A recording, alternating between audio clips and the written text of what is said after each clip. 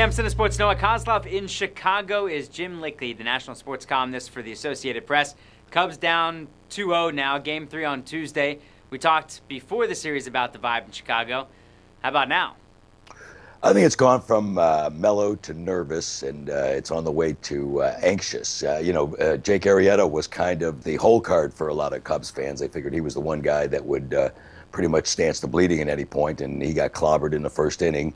Cubs bats haven't yet come to life, which was something that everybody was kind of counting on. And in Game 1, they hit the ball hard against Matt Harvey, but they didn't get that many runs. Yesterday, they didn't look like they were getting the same square chops in. So I think people are a little nervous heading into Game 3. Do you think it would be any different if it wasn't DeGrom on the mound, or it wasn't Matt Harvey, it wasn't Syndergaard, that it was somebody else on the mound against the Cubs? Maybe the fans would be thinking, all right, well, now we're back home, we'll get a win?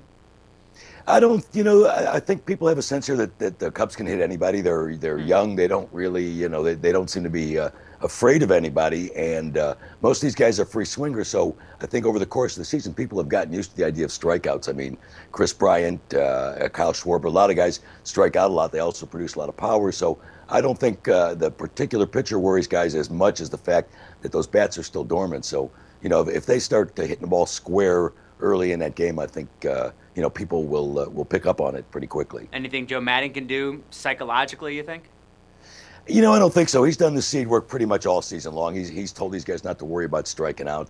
Baseball metrics now prove that as long as you're delivering power, the strikeouts are no more than a ground out.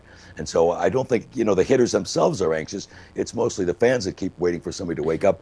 The only thing that I assume Joe is going to do is maybe go to the hook a little bit quicker, because they're getting into a pretty desperate situation. Yeah, they certainly are. Down 2-0, 22 of 25 teams have lost in that situation, lost the series when down 2-0 in the championship series. He is Jim Litke, the Associated Press. Good talking to you. Thanks, Jim. Thanks, Noah.